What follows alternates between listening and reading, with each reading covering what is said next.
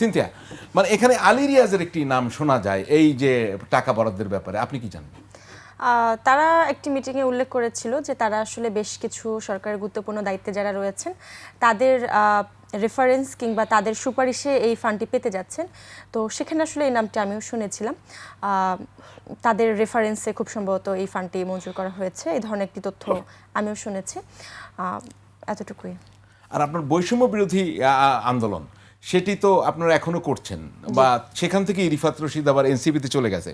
আপনাদের বৈষম্য বিরোধী আন্দোলন তো টানাটানি হচ্ছে, আপনারা কি আছেন সেখানে, না কি অবস্থা সেটা?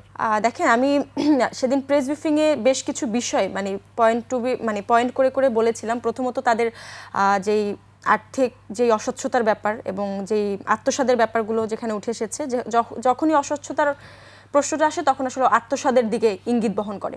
তো সেই জায়গা থেকে আসলে আমরা বেশ কিছু বিষয় প্রশ্ন করেছিলাম, যেমন তারা আর্থিক অস্বচ্ছতা রেখেছে, আমাদেরকে অন্ধকারে রেখেছে, কেন্দ্রীয় কমিটির অনেক সদস্যকে স্বতঃস্ফূর্তভাবে তাদের কাজের জায়গাগুলো দেয়নি, এবং সর্বশেষ তারা যেটা করেছে, যখন একজন বৈষম্যবিরোধী ছাত্র আন্দোলনের দায়িত্বশীল ব্যক্তি যখন পদত্যাগ করে এবং পদত্যাগ করে যখন তিনি ডিসিশন নেয় যে তিনি একটি রাজনৈতিক দলের সাথে যুক্ত হবে, তখন তার আসলে বৈষম্যবিরোধী ছাত্র আন্দোলন সম্পর্কিত কোনো ধরনের ডিসিশন নেওয়ার নৈতিক এখতিয়ার তার থাকে না এবং এটা সে করতে পারে না।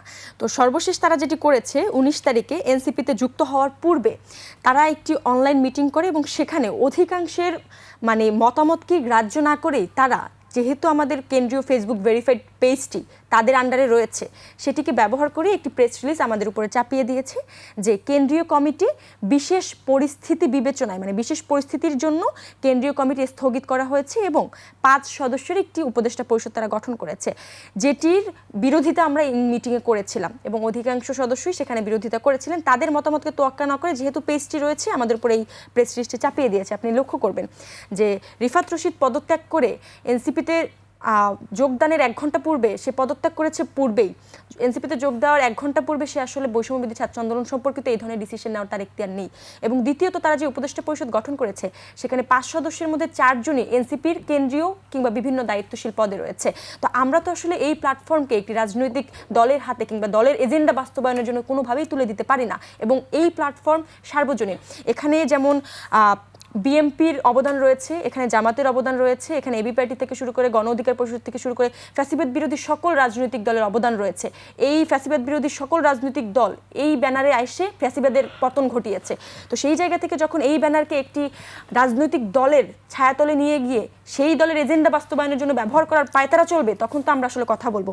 এবং আপনারা আরেকটা বিষয় উল্লেখ করছি, আপনারা দেখতে পেয়েছেন হয়তোবা গত পরশুদিন আমাদের যেই সাবেক সভাপতি, বর্তমানে এনসিপির নেতা, এনসিপিতে যুক্ত হয়েছেন, তিনি একটি ভিডিও বার্তা আমাদের ফেসবুক পেজ থেকে, এনসিপিতে যুক্ত হওয়ার পরেও আমাদের ফেসবুক পেজ থেকে তার ভিডিও বার্তা প্রচার করা হচ্ছে।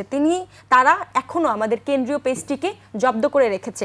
আমরা যারা এখনো কোথাও মুভ করিনি, পদত্যাগ করিনি, কিংবা এখনো বৈষম্যবিরোধী ছাত্রদের নিয়ে কাজ করতে চাই, আমাদের কাছে হস্তান্তর করিনি। এখান থেকেই বোঝা যায় তারা আসলে দখলদারিত্বভাবে এবং তাদের যেই এজেন্ডা, তারা যেই এজেন্ডা নিয়ে এসেছিল এই প্ল্যাটফর্মকে বিতর্কিত করার জন্য, সেটি তারা করেছে, নানাভাবে করেছে, নানা প্রচেষ্টায় করেছে, এবং বিভিন্ন সময় নিজেদের স্বার্থ হাসিলের জন্য এই প্ল্যাটফর্ম থেকে বিভিন্ন বার্তা দিয়েছে, যেটার অনেক ক্ষেত্রেই আমাদের মতানৈক্য ছিল। মতানৈক্য সত্ত্বেও তারা এই কাজগুলো করেছে।